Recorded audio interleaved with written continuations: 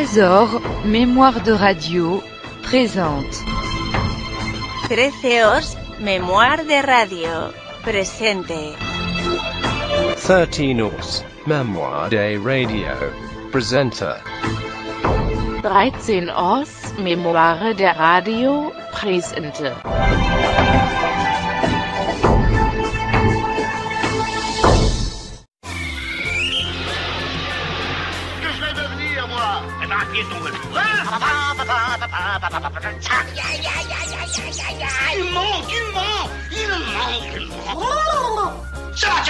Comment Salomon, vous êtes juif? Il a un côté dessin animé de Funès. Il a une agitation qui est totalement anormale. Il a compris qu'en faisant des gestes, des grimaces avec son visage, il allait créer un personnage. Sa fantaisie, sa folie, elle n'appartient qu'à lui. Il a installé une façon de jouer rare, virtuose même.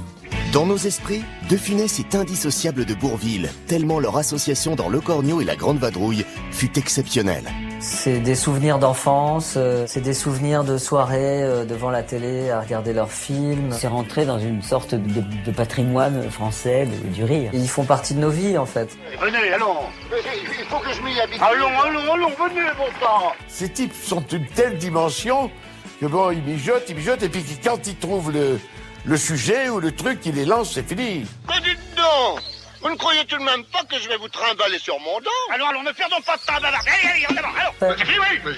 Je vous en prie. Alors, voici ma carte. C'est de la bouillie, tout ça. C'était pas mauvais, c'était très mauvais. Voilà, exactement. Alors, reprenons. Allez, oh Léopold, Saroyan, président directeur général. Je m'en fous, moi. Et y a quelqu'un? Non, y a personne. Ah, bon. Oh, bah dites donc, je suis là, hein. Nous ne sommes pas du même monde. Alors, entre nous, il existera toujours ça, voilà. Mais ne croyez pas que vous allez me faire marcher à la baguette, moi, hein. Quel voyage, hein. Et ça compte dans la vie d'un homme, ça, hein. Ah, je suis vraiment très doué. C'est un miracle, Salomon, un vrai miracle.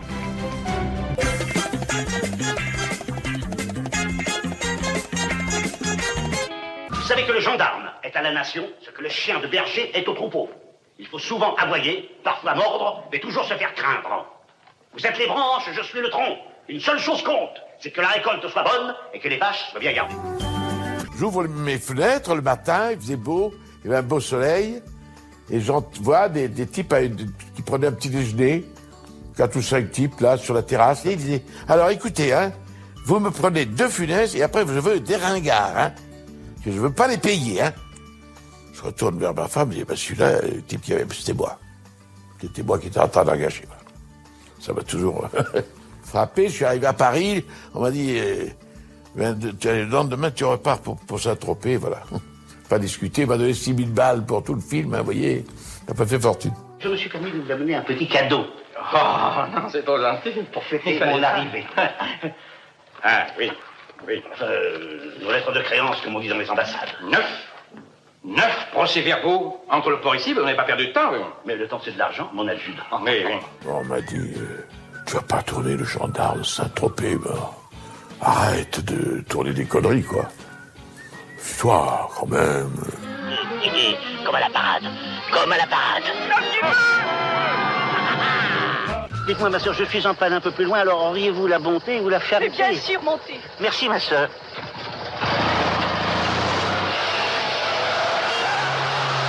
Vous priez, mon fils?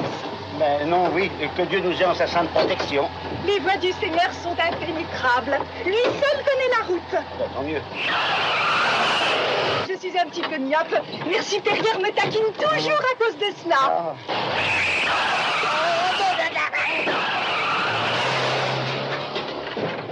Ainsi soit-il. Mais vous conduisez, vous n'avez jamais eu d'accident? Je ne conduis que depuis hier. Au revoir, mon fils. Au revoir, monsieur l'abbé, merci. Dans le gendarme, j'ai participé de loin, mais enfin activement, grâce à l'amabilité de Jean Giraud, à la mise en scène, au montage. On a fait tout ça en commun et on a fait un très bon film. Ça, c'est la première fois que où je peux dire que j'ai pris une responsabilité dans le film. Parce que normalement, un acteur tourne un film avec un metteur en scène. S'il est mauvais ou s'il est bon, il dit, moi, c'est pas moi, c'est le metteur en scène qui va diriger. Et ce cas-là, non. J'ai fait ce que j'ai voulu et je suis responsable. Ici, police, commissaire Jules, ouvrez! Allez, ouvrez! Alors, au nom de la loi, je vous arrête. C'est une blague. Non, je suis un homme sérieux. Mais ça, qu'est-ce que c'est? Je vais vous expliquer. Mais c'est pas la peine. Dans mon pays, les ânes savent lire, figurez-vous. F, comme Fantomas. Hein, c'est une coïncidence, bien sûr. On va t'interviewer, mon gaillard. Amenez-le. Allez. Dis donc, ton article, il était faux, hein? Mais c'est exact, il était faux. Tu prétends qu'il était faux maintenant que tout le monde croit qu'il était vrai? Ben, c'est pourtant vrai. Mais qu'est-ce qui est vrai? Que tout le monde croit qu'il était vrai? Mais non, c'est pourtant vrai qu'il était faux. C'est pourtant vrai qu'il était faux. Oui, enfin bon, alors, admettons ce mensonge. Alors, pourquoi Fantomas t'aurait-il fait enlever cette nuit si tu avais menti? Mais justement, parce que j'avais menti. Tu mens. Il ment. Oh non, ça suffit, tais-toi. Non, écoute. Je ne te permets pas de me vous voyer. Enfin, je ne me permets pas de me tutoyer. Ça suffit, hein? Ça suffit. Là, c'est Fantomas. En le surveillant, nous allons remonter jusqu'à... Fantomas. Enfin, voyons. Oh là là. Ça fera du bruit. Mais alors, croyez-moi, plaf, là, ça va faire du bruit.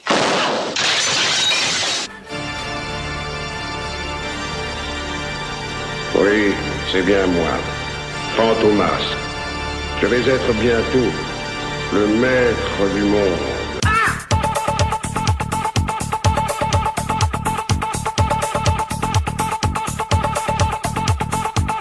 Fantomas, cette petite ne s'apprend pas.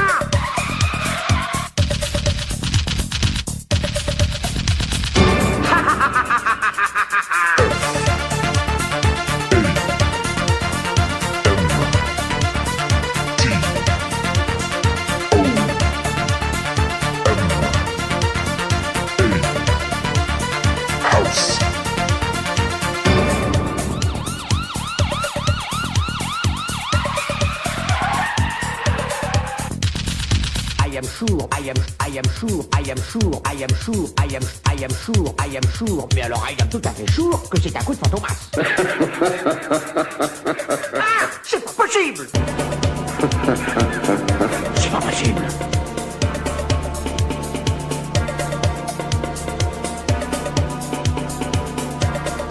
Récapitulons.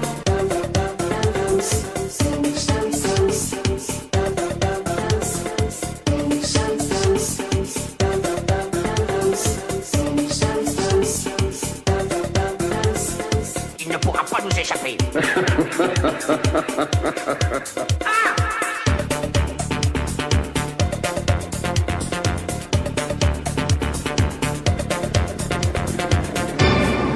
Je t'aurai, Fantomas, je t'aurai.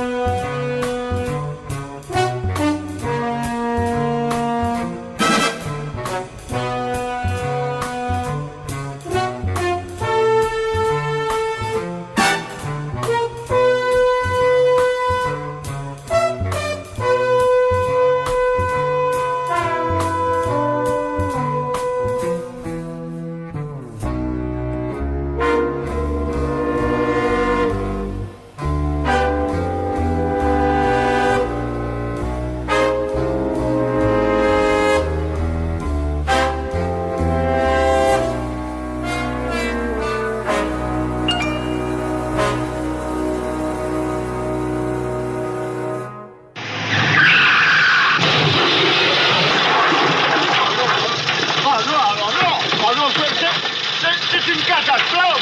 Regardez-moi ça. Qu'est-ce qu'il y a? Qu'est-ce qu'il y a? Qu'est-ce qu'il y a? Je vous dis, qu'est-ce qu'il y a? Bah, maintenant, elle va marcher beaucoup moins bien, forcément. Oh non, vraiment. Elle est bonne, hein? Permesso. Moi, avanti.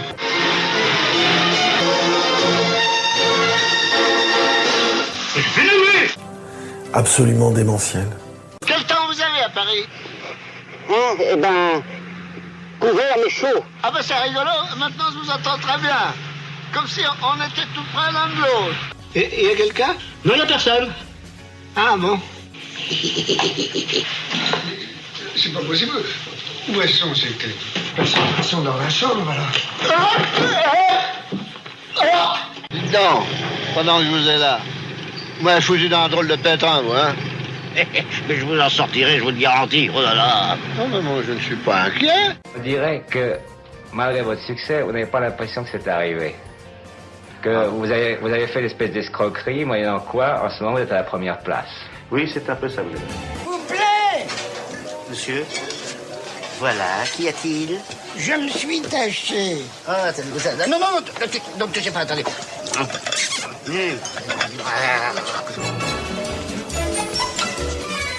Il était toujours co-scénariste des films qu'il faisait, parce qu'il savait très bien que quand qu'on a le pouvoir de le faire, et il l'avait à ce moment-là, il est comme Chaplin, il sait là où il faut regarder pour que le gag, sa proposition, son organisation se fasse et qu'il se conclue. Il avait l'œil à la fois, bon, qu'il y a le metteur en scène quand il connaît, et puis l'acteur, quand on joue au théâtre, on sait où le public doit regarder pour que le gag fonctionne. Hein. J'ai pris la liberté de promettre au docteur Müller que vous lui donneriez la recette de votre soufflé à la pomme de terre. Vous prenez 1 Kilogramm Kartoffeln, 1 Liter Milch, 3 Eier, 90 Gramm Butter, Salz und Muskatnuss. Je répète, Herr Müller, ich wiederhole. 1 Kilogramm Kartoffeln, 1 Liter Milch, 3 Eier, 90 Gramm Butter, Salz und Muskatnuss. Muskatnuss, Herr Müller. J'ai déjà dit que pour simuler le feuillage des œufs mimosa, je voulais de l'estragon. Dis donc, c'est toi qui as fait ça? Oui, alors?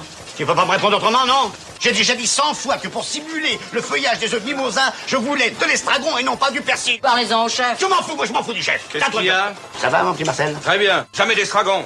Autrement, c'est pas bon. Ben, c'est ce que je lui disais. Oh non, il disait de l'estragon. Qu'est-ce qu'il y a? Vous êtes pas content de mon petit filleul? Ah, c'est le petit filleul, ça?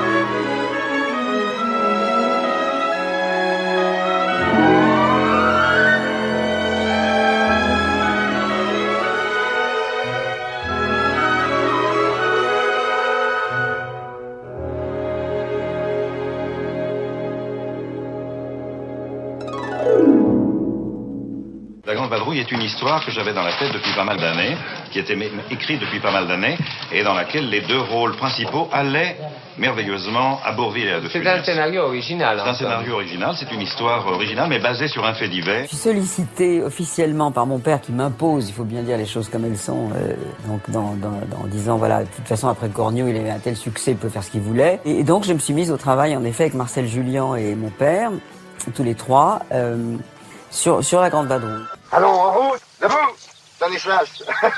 Non mais dites donc, pas de familiarité, voulez-vous? Pas de familiarité. Donnez-moi la main. Donnez-moi la main. Mais qu'est-ce que c'est que ce crâne? Faites attention, hein, faites très attention. Bon. Non, attendez-moi. Évidemment, c'est pas des chaussures pour la marche que vous avez là. Puisque vous me le proposez si gentiment, j'accepte. Quoi? Que vous me prêtiez vos souliers. Bah, vous chaussez du combien? J'ai du comme vous. Ah bon? Attendez-moi quand même. Allez, venez, allons. Il faut que je m'y habitue. Allons, venez, bon sang. Qui vous a procuré ces uniformes? Qui sont vos complices? Assez tremblé. Il y a une petite erreur, Major Harbach.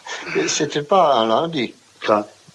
C'était un dimanche. Oui, c'est vrai, oui. Moi, je suis né en 14, moi. Oui, c'était la Grande Guerre. Bah oui, c'était la Grande Guerre. C'était Place des Victoires. Oui. Juste en face de la statue de Louis XIV. Vous avez vu une statue de Louis XIV, vous?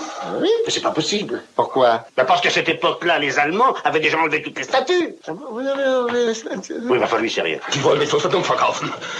Et moi, vous osez vous foutez? Faut se le faire, c'est quelque chose. Ça va. C'est le dernier film qu'on fait ensemble. Ah oui. Quel souvenir vous allez emporter de la Bourgogne et plus particulièrement de ces petits coins de Meursault, de Beaune, des coteaux de Bourgogne? Bah, on va emporter, j'ai commandé du vin. Et pas... C'est déjà des souvenirs. Et vous, Louis de Alors, Funès? c'est pareil. On a commandé du Meursault et du Volnay, si ça peut vous... Si vous êtes curieux, si vous voulez savoir. Ah, moi, j'en commandais plus que ça, moi. Ah bon? Ah, ouais. Mais lui, il est très riche. Pas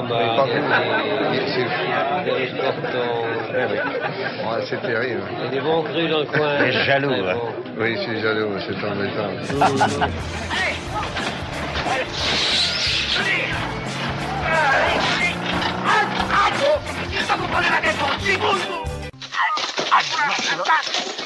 Allons. Tenez bon les deux, j'escalade et je les récupère de l'autre côté. Ils vont mordre, mais ils peuvent pas, ils sont de l'autre côté. Ils sont dans la campagne, De Funès est en haut du mur. Il est censé sauter du mur et tomber sur Bourvil. Le scénario prévoit un matelas pour prévoir la chute des deux protagonistes l'un sur l'autre. Finalement, une fois perché sur le muret, De Funès demande à Bourvil de s'approcher pour l'aider à descendre. Et soudain, c'est le coup de génie. Le coup de génie où ils se disent, mais c'est super drôle. Aidez-moi à descendre. Ah bah je peux pas, j'ai les chiens, voyons. Approchez-vous. Hein? Approchez-vous. Attendez. Tout à coup, le chien les entraîne, ce qui n'était pas prévu. Ce qui est formidable, c'est que mon père, au lieu de dire couper, parce que généralement, quand il y a un accident comme ça sur une prise, on coupe, il les a laissés continuer, et ça donne une des séquences les plus drôles du film, parce que justement, il continue cette balade avec l'autre sur le dos, et c'est dans l'esprit, évidemment, du rapport des deux personnages. Arrêtez. Pourquoi voulez-vous les faire arrêter? Pour vous descendre, pardi. On est très bien comme ça. Mais dites donc, vous ne croyez tout de même pas que je vais vous trimballer sur mon dos? Allons, ne perdons pas de temps, bavard. Allez, en avant, allons. Ça fait 3 fois que vous me faites ça. Mes souliers, mon vélo... Oui, qu'est-ce que c'est? Allez, un peu sur votre gauche, là-bas. Vous croyez que c'est par là? Oui. Ah, très bien. De Funès, il fait quelque chose qu'aucun acteur n'a jamais fait dans l'histoire du cinéma et qu'aucun acteur ne réussira ensuite. Pendant presque 10 ans, il a au moins un film par an parmi les 5 films les plus vus de l'année. C'est une puissance absolument démentielle. On n'imagine pas d'ailleurs aujourd'hui ce que peut être l'omniprésence, le poids de De Funès dans le cinéma de cette époque. C'est répétitif, oui. Il y a des films qui se ressemblent. C'est toujours le même personnage. Mais pourquoi il se le refuserait? Les bains de foule sont, pour les artistes comme les hommes politiques, le baromètre de la popularité, et, à ne pas en douter, celui de Louis de Funès marque beau fixe sans désemparer. Il était très responsable parce que, vous savez, le cinéma est très cruel. De Funès, s'il avait loupé 1 ou 2 films, eh ben, on l'aurait plus revu. Vous savez, c'est terrible le cinéma. Et quand vous devenez responsable du succès du film, quand les gens viennent pour vous, faut pas louper.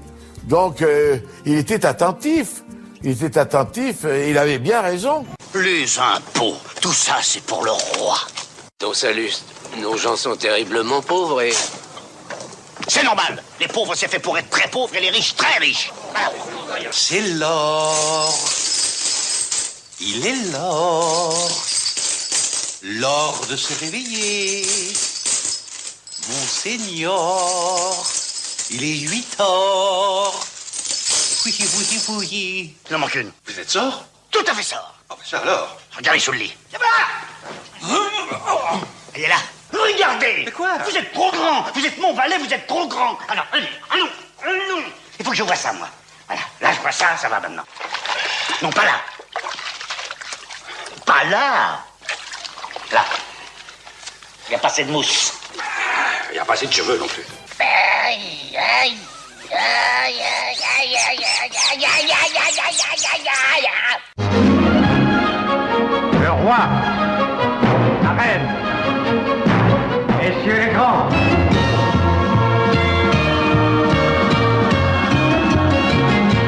Maintenant, Blaze, flattez-moi. Monseigneur est le plus grand de tous les grands d'Espagne.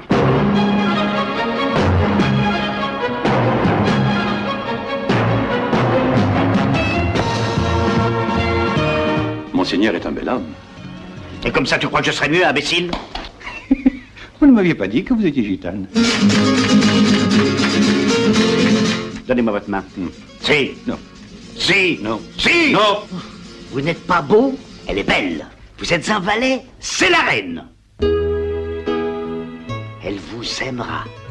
Je ferai de vous un grand. Un très grand.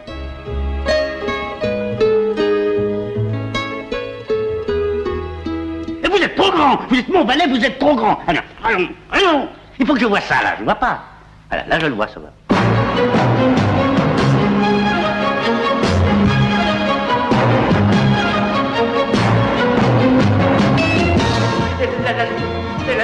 C'est la quoi? La reine. La reine? Nein, nein. Sie haben meine Ehrendame entehrt und die Unschuld eines jungen deutschen Mädchens missbraucht. Raus, ihr Zwerge! Raus, schnell! Raus, schnell. Quelle voix, quelle douceur.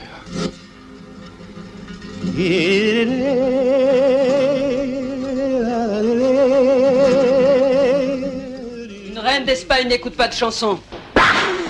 Une reine d'Espagne ne reçoit de pleurs de personne.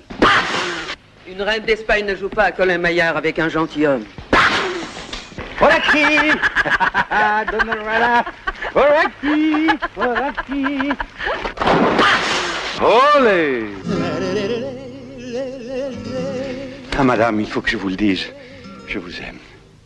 Vous êtes si belle, si rayonnante, si lumineuse. Tesoro! Mi hombre! Maman!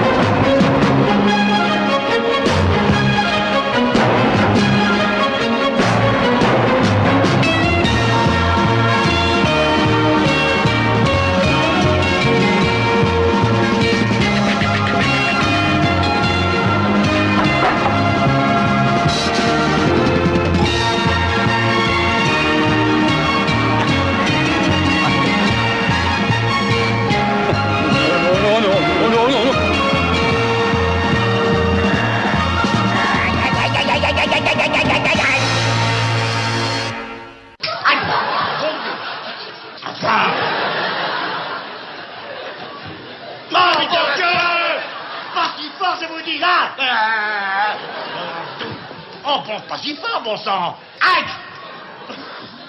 Pas si fort, je vous répète, là. Non mais alors là, je n'ai rien dit, monsieur Barnier. Écoutez, je vous dis, ne massez pas si fort et ne parlez pas si fort non plus, là. Dieu, alors. Bon alors, comme ça va, monsieur Barnier? Eh ben comme ça, c'est mieux.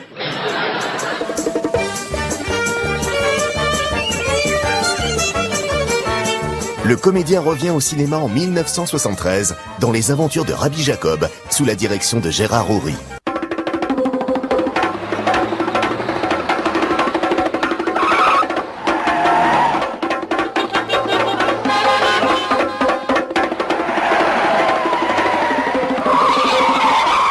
Vos papiers, tout de suite.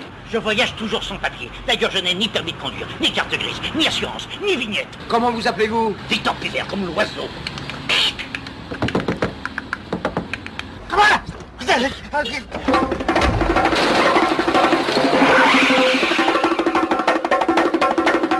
C'est libre. Ça se lit de droite à gauche, comme l'arabe.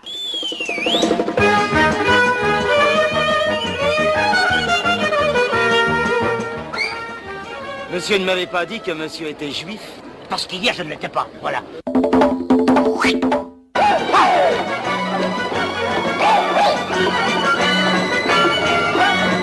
Je ne suis pas juif. Vous, monsieur le rabbin?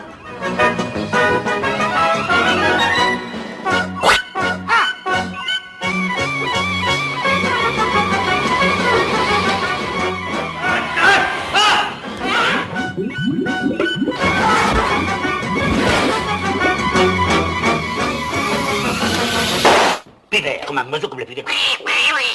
Surtout, ne bougez pas. Messieurs, votre verdict. La mort.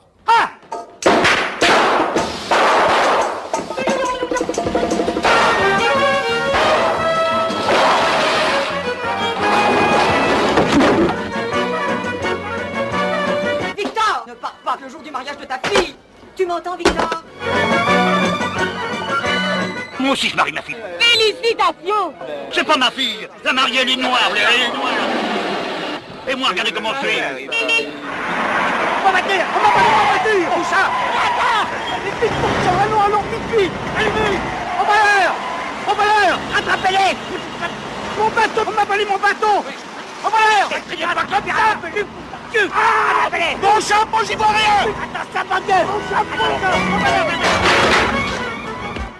Une grimace et vous êtes mort. Je fais pas de grimace, mon Dieu.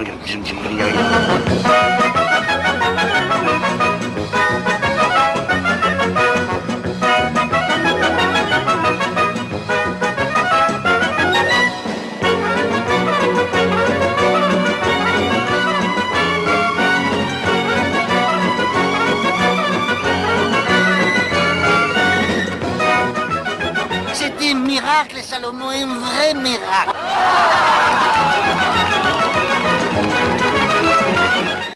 Vous avez vu, Salomon, ils ont des voitures maintenant. Ils ont des Rolls blanches, les noirs. En tout cas, c'est pas monsieur que ça risquerait d'arriver. Quoi donc? Que mademoiselle épouse un noir. Qu'est-ce que ça veut dire, ça? Que monsieur est peut-être un peu raciste. Raciste? Moi, raciste? Mon personnage, c'est Monsieur Pivert, le personnage qu'a inventé Gérard Horry et sa fille, Daniel Thompson. C'est un bonhomme horrible, anti-juif, anti-arabe. Il est anti-noir, il y a tout, il est anti-tout. Moi, par exemple, je suis juif. Vous êtes juif? Comment Salomon, vous êtes juif? Salomon est juif. Oh! Et mon oncle Jacob, qui arrive de New York, il est rabbin. Mais il n'est pas juif. Bah si. Mais pas de notre famille. Si. Écoutez, ça fait rien, je vous garde quand même. C'est fou, mais il a toujours donné de sa personne physiquement d'une façon insensée.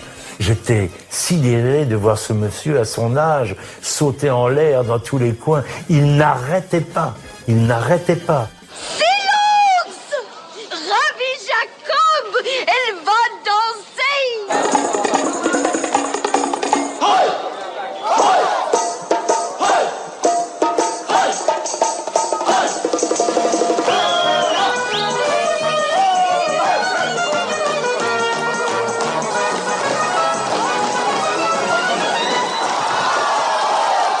Je suis vraiment très doué. C'est un miracle, Salomon, un vrai miracle. Rabbi Jacob, moi je l'ai vu quand j'étais vraiment tout gamin. Ça m'a fait exploser de rire, mais sans jamais que, à l'époque, évidemment, je ne calculais pas du tout, je ne prenais pas du tout conscience de la dimension idéologique, sociologique du film, voire politique même. Aujourd'hui, quand je le revois, j'en reviens pas. Je me dis, c'est dingue comment il fait rire avec ça, quoi. Vous m'avez sauvé la vie, Salomon. Oui, ça va. Vous en auriez fait autant. Dis donc, Salomon, Slimane, Salomon, Zazin, vous seriez pas un peu cousin? Cousin? Éloigné. Vous êtes juif? Comment Salomon, vous êtes juif? Et finalement, je suis beaucoup moins intolérant à la fin du film. Et ça m'a fait beaucoup de bien à moi parce que, je ne veux pas me confesser, mais enfin, j'avais des bonnes petites idées aussi anti... il doit m'en rester encore. Mais ça m'a, comme je dis à Gérard Horry, ça m'a décrassé l'âme. À Paris, le réalisateur Claude Zidi réfléchit à son nouveau film. Un jour, moi, dans un restaurant qui était un peu ma cantine à l'époque, le maître d'hôtel me dit Monsieur Zidi, qu'est-ce que vous voulez, l'aile ou la cuisse? Et ça a fait tilt, l'aile ou la cuisse. Je me dis, ça, c'est un bon titre. Je téléphone à Fechner, qui était producteur, Je lui dis, j'ai une idée de film là, sur un guide, un inspecteur, la restauration, etc. Bon, j'ai le titre, en tout cas, c'est L'aile ou la cuisse. Il me fait, ouais, pas mal, oui, bon. Et le lendemain, il me rappelle en disant, on a De Funès, et on sort le 26 novembre de l'année. On était début de 76. Et on a déjà la date de sortie, il n'y a pas de scénario, il y a le titre.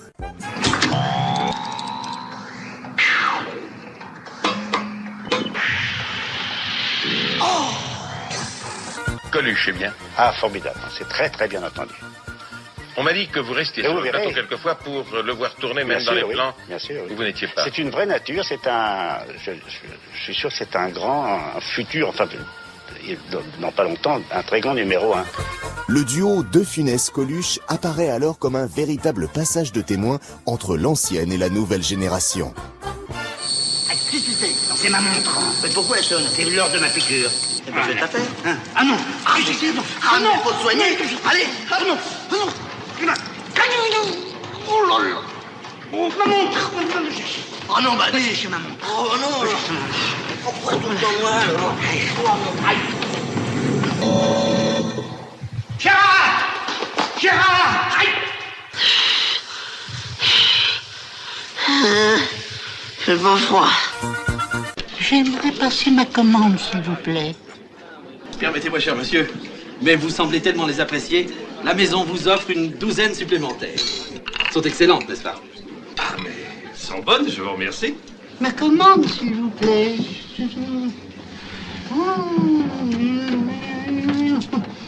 Corbeille de crudité. Je vous souhaite un bon appétit. En aiguillette. Canard aux pêches en aiguillette. Et avant toute chose, une eau minérale. La suite du pas va vous combler. Oh, mon eau minérale. Allez vite mettre des glaçons dans le zoo du 5, c'est un du chemin. Mon eau minérale. Oh, Mais non, c'est pour le 5, c'est un du chemin. oh, oh. Écoutez, je n'ai jamais demandé tout ça. Mais c'est en plus. Le du chemin, c'est le 5. Oh, mon eau minérale. Ma tisane. Pour vous faire passer l'addition, permettez-moi de vous offrir un petit Armagnac. Pardon. Le vestiaire de monsieur. Je crois que ça s'est bien passé. On a eu de la chance. On a fait le maximum.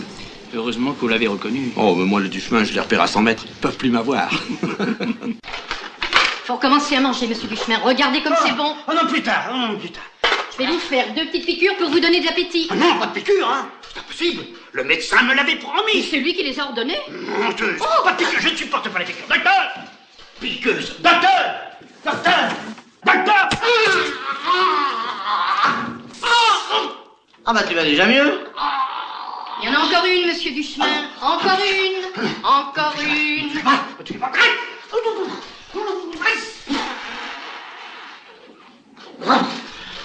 Après quelques mois de repos, l'acteur rempile pour la zizanie avec Annie Girardot, toujours sous la direction de Claude Zidi. Puis débarque à Saint-Tropez pour Le Gendarme et les Extraterrestres, où il y retrouve toute sa bande. On avait l'habitude, on avait son costume, et alors on se retrouvait tous, et on s'aimait bien. Quand on n'avait rien à faire entre les plans, on arrêtait les voitures avec nos costumes sur la route et on demandait les papiers. Et une fois, il y en a une qui m'a foncé dessus. Alors on avait des vrais gendarmes avec nous, ils ont tout de suite appelé. Ils l'ont arrêté, c'est un repris de justice, il était en cavale, ils l'ont arrêté quelques kilomètres plus loin. Mais il aurait pu me tirer dessus, me foutre dans le fossé pareil.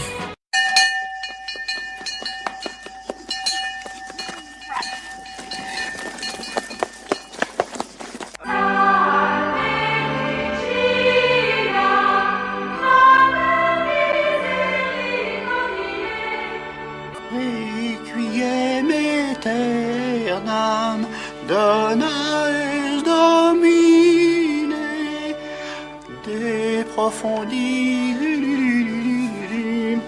requiescat in pace et Iesum benedictum nobis post hoc exilium tu la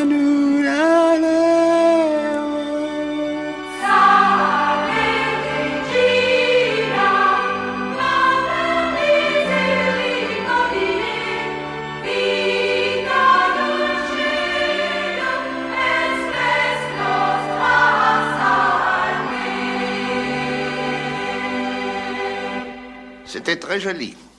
Très joli. Mais dites-moi, quel est le nom de cette sœur qui a déraillé quelque peu? Enfin, si peu. Qui est-ce?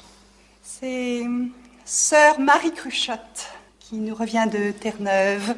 Elle a pris froid en évangélisant les Esquimaux. Cela a dû être pour vous une mission exaltante, ma sœur. Comment ces peuplades lointaines ont-elles reçu la parole du Christ? Elle est à faune, mon adjudant. Oh, pardon, monseigneur. Comment ont-elles reçu la parole?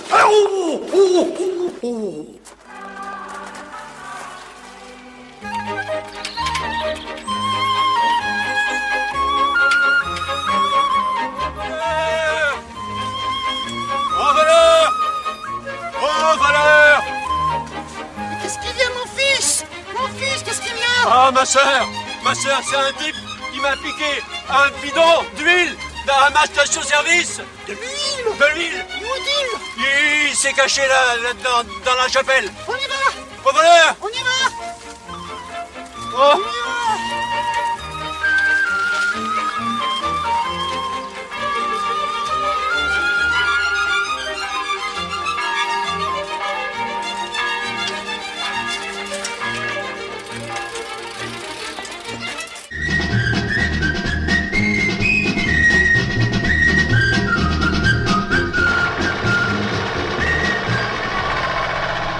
Corruption de fonctionnaires. Votre nom? Vous vous appelez? Allez, circulez. Eh ben dis donc, Lucien, hein. Celui-là, il va nous faire du tort. Eh ben, tu veux que je te dise, Albert? Ouais. Les vacances, elles sont foutues. Le gendarme, c'est l'ordre, l'ordre, c'est toujours impopulaire. Voilà, garde à vous.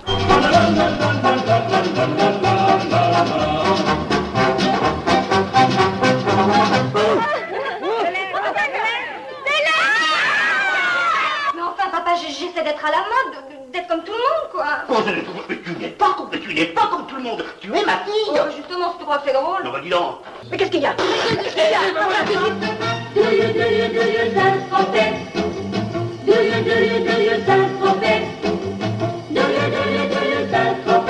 Je me paierai ça comme je veux.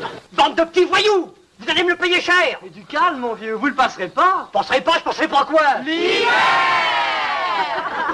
Une poule sur un mur qui picote du pain dur, picoti, picota, lève la queue et puis s'en va. Archibald Ferguson, mon père. Vous êtes dans le coton, je suppose. Ah non, je suis dans la ouate. Oh là, vilain!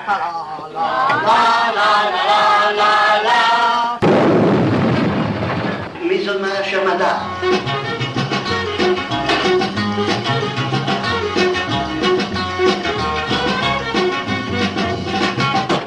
Passer ton code à coup de pied dans les fesses, moi, te laver, t'es pas un gendarme. Hein? Foutez ma corde. Au revoir, mon fils. Voilà, au revoir, monsieur l'abbé, merci. Messieurs, mes ordres seront simples. Foncez!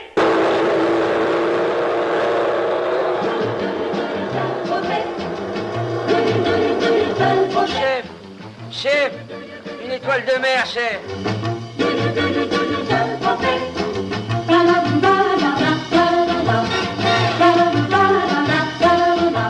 Toi, tu as fait une bêtise. Oui. Arrivez. On a volé une voiture. Quoi? La voiture. On les saura. Je vous jure qu'on les saura. À la maison. À la maison. Ce sera... Non! Hein? On copine avec les supérieurs maintenant? On se tape sur le ventre, hein? On se prend pour des guerriers.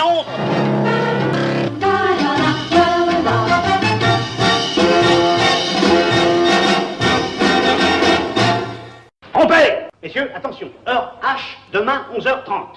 Mettez vos montres à l'heure. 16h17. Je demande un volontaire pour se mettre tout nu au milieu des nudistes. Parfait. Au hasard. Une poule sur un mur qui picote du pain dur, picoti, picota, lève la queue et puis s'en va. Qu'est-ce que vous dites? Et moi, j'ai rien dit, chef. J'avais cru vous entendre parler. Ah non, je vous le jure, chef. Ah, c'est plus, j'en suis bête. Et puis s'en va. Ah bah ça, c'est de la triche, chef. Comment? Ah, je disais, c'est de la triche. Non, dites, regardez, monsieur. Qu'est-ce que vous disiez? Ah, rien. Ah, j'avais cru vous entendre murmurer. Dites-moi, cette nuit, vous irez préparer le terrain, hein? Et vous aurez l'honneur d'être le premier au contact de l'ennemi. Voilà. J'espère que vos camarades vous en envient. N'est-ce pas? Trompez! Pardon, chef, peut-être que juste un petit slip. Tu quoi? Non, juste un petit slip, je disais ça histoire de... Quand il faut un chef. Les gendarmes sont confrontés aux ovnis et tous ceux qui vont rentrer dans la gendarmerie maintenant le savent. Il faut de plus en plus de courage parce que la rencontre avec l'ovni est une chose extrêmement dangereuse. N'est-ce pas, mon cher Louis? Oui, ce qu'il y a, c'est que les extraterrestres dans notre film sont très, très, très, très gentils. Et nous, en bons terriens que nous sommes, nous ne pensons qu'à une chose, à les détruire. Et bien sûr. Mais eux sont très charmants. Alors à quoi les reconnaît-on, ces extraterrestres? Ils sonnent creux. Pour, en somme, comment dirais-je, nous mystifier, ils ont pris notre apparence. Un Louis de Funès descendant du ciel, c'est un magnifique cadeau, mais en fer blanc, quand même, c'est factice. Et alors, n'est-ce pas, mon cher Louis? Oui. Oh là là, ça l'est une! Pour lui, on tournait des conneries, et il voulait se réhabiliter. Et il m'avait dit, c'était très étonnant. Oh, il m'a dit, tu as vu ce qu'on a joué? C'est vrai qu'il y a des dialogues quelquefois. Oh, il m'a dit, je voudrais tourner avec Polanski. Alors là, j'étais sûr. Il ne se rendait pas compte de... Il ne jouissait pas de son talent. En 1981, il se lance dans une adaptation du roman à succès La Soupe aux choux, écrit par René Fallet. Associé à son ami Jean Carmet et au jeune Jacques Villeray, il ambitionne d'apporter pour la première fois de sa carrière une touche d'émotion dans son jeu. Il effleure le drame et l'émotion dans La Soupe aux choux, qui est, je crois, franchement, un des rares films qui fait, dans ses 20 années, dans ses 20 glorieuses, on va dire, un des rares films où il ne va pas faire un chef d'entreprise riche à millions, etc. Il va faire un mec super simple, la campagne, spolié même. Oui, je disais que... Il était 3h du matin. Un besoin pressant de se vous en sentir. Je sors en courant dans le jardin. Et qu'est-ce que je vois? Une soucoupe volante.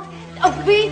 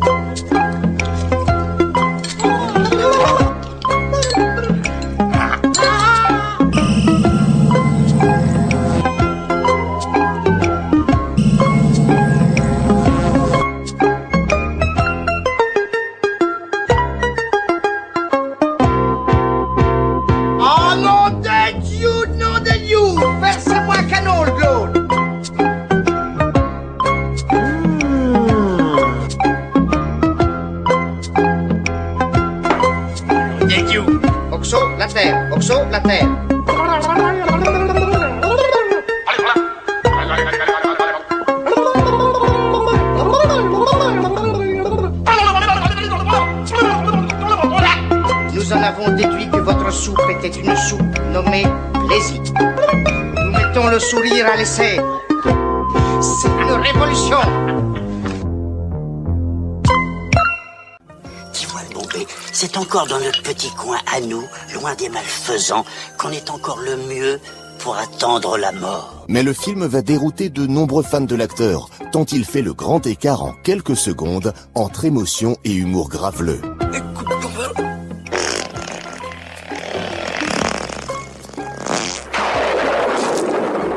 Ouais, non, ça c'est moins bien. La soupe aux choux, c'est pas bien, non.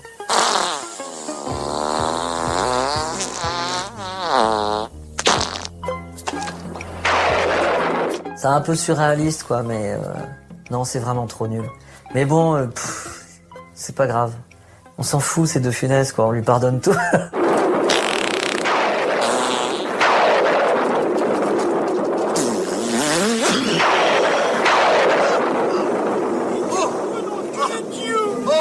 Souvent, les gens considèrent La soupe aux choux comme un nanar, hein, parce que à la même époque, il y avait Spielberg qui sortait des films comme Rencontre du troisième type et tout ça. Donc on se disait, ah bah ouais, alors regardez, en France, on fait des films de science-fiction.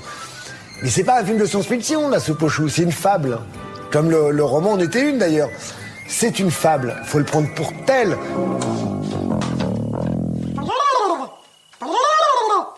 Alors, qui c'est qui t'amène? Claude, lève-toi donc. Allons voir. Il y a une soucoupe dans le champ. Qui t'a fait? Qui t'a fait comme malheur? Tu me l'as tué, vieux bon Dieu d'assassin. T'as massacré mon meilleur ami. Maintenant, mon 6-6, il n'y a plus de valse brune. Il n'y a plus que 2 chevaliers, cons comme la lune, sous la lune. Ah, tu vas pas te pleurer, espèce de chimpanzé. Moi, elle me manque, ma Francine. Qu'est-ce que tu veux, les femmes, c'est des choses qui arrivent qu'aux vivants. Tiens, ça c'est de la soupe aux choux. De la vraie, faite avec mes choux à moi. Une variété de printemps, le bacalan actif. Ah bah, si on peut plus péter sous les étoiles sans faire tomber un martien, il va nous en arriver des pleines brouettes. J'en crie non Didi. Tu m'as foutu une sacrée soif avec toutes tes excentricités. Le rythme est effréné. Chaque soir, De Funès dépense une énergie physique hallucinante. Mais à 3 mois de commencer le tournage du Crocodile, dont la pré-affiche vient de sortir dans la presse professionnelle, il éprouve de terribles douleurs dans la poitrine. Transporté à l'unité de soins intensifs de l'hôpital Necker à Paris, il se voit diagnostiquer un léger malaise cardiaque. Mais une semaine plus tard, le 30 mars 1975, l'acteur est frappé par un second infarctus beaucoup plus sérieux. Celui qui a tant donné de sa personne sur les plateaux et les planches paye alors des années de rythme intensif. Les médecins sont intransigeants. Louis de Funès ne doit plus tourner. Condamné au repos forcé et très amaigri physiquement, Louis de Funès se ressource chez lui au château du Cellier près de Nantes. Au grand air, il s'adonne à sa passion de toujours, le jardinage. J'ai eu une histoire cardiaque qui était un peu sévère, paraît-il, et c'est ça qui m'a redonné la vie. C'est ici, c'était clairement où je me suis senti vraiment bien, au Cellier. Si le destin en avait décidé autrement, vous auriez aimé être horticulteur? Oui, beaucoup. Ou arboriculteur, tout ce qui est de la nature. J'aurais fait des grandes études, là, oui, bien sûr. Si c'était à refaire, je ferais ça, oui. Parce que le cinéma, le théâtre, c'est très charmant, j'aime beaucoup, mais c'est très aléatoire. Il était très courageux, c'était mal, parce qu'il y avait un type sur le plateau, un médecin, hein, pour arrêter s'il y avait un pépin. On rendait compte dans quelle atmosphère. Il était très courageux, pauvre. Quelques semaines après la sortie du film, Louis de Funès rentrait se reposer chez lui au Cellier et victime d'un nouvel infarctus le 27 janvier 1983. Madame, monsieur, bonsoir. Les malheurs, les gens les retrouvent bien assez tôt. Le rire, on en aura toujours besoin. C'est ce qu'aimait à dire Louis de Funès, l'acteur comique le plus apprécié des Français, l'homme dont les grimaces, les ricanements et le rire firent rire et feront rire encore des millions et des millions de gens. Louis de Funès est mort la nuit dernière à Nantes des suites d'un accident cardiaque. Il avait 68 ans. Il avait été victime d'un premier accident cardiaque en 1975. Et depuis, il vivait le plus possible dans son château de Clermont, près de Nantes, où il aimait tailler les roses. Louis de Funès, qui s'éteint donc en pleine gloire, son dernier film, Le Gendarme et les Gendarmettes, date de quelques mois. Louis de Funès avait tourné plus de 100 films avant de devenir, vers 40 ans, une immense vedette populaire. Sa carrière, émaillée de quelques morceaux de choix. Ah, les belles bacchantes et les spectacles branquignoles de Robert Derry ont été les premiers pas vers la gloire.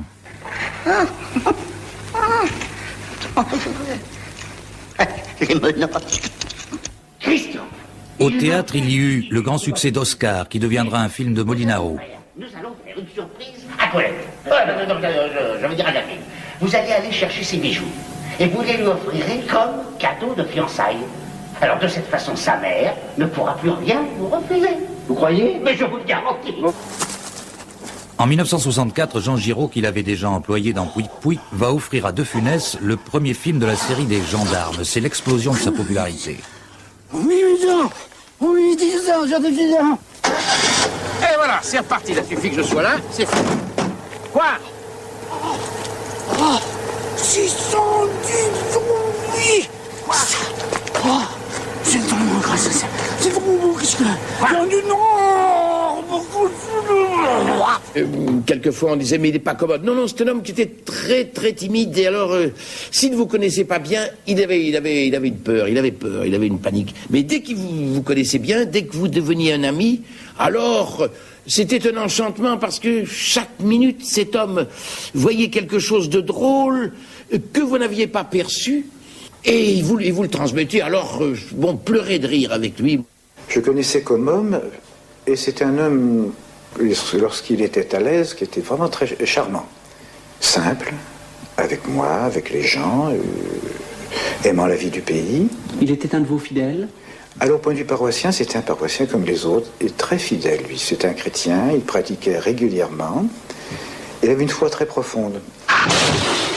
Gérard Houry a l'idée d'associer De Funès à Bourvil en 1965. Le succès du Cornio est prodigieux. Il y a là un couple de comédiens dont le jeu se complète admirablement.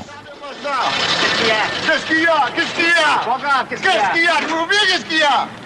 Bah maintenant, elle va marcher beaucoup moins bien, forcément. Ben, je vous en prie, ne vous aimez pas, marchez dessus.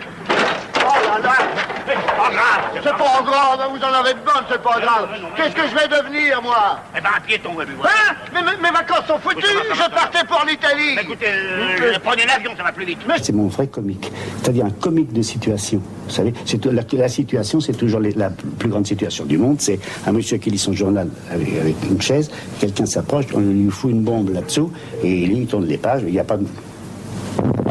Et je voudrais arriver à faire un film comique.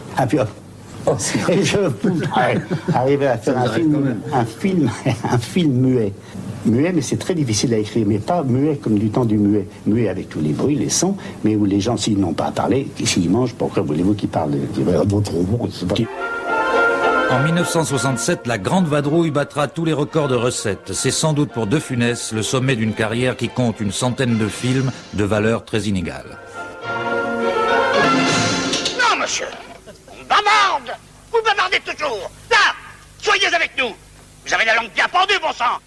Et reprenons numéro 17. Qui a fait ça? C'est moi, maître. Et où vous croyez-vous? À l'opéra, maître. C'est amusant. Sortez! Méphisto, Marguerite, Faust, sortez! Je ne veux personne dans la salle lorsque je travaille. Je ne veux que Berlioz et moi. Voilà. Trésor Mémoire de Radio vous remercie.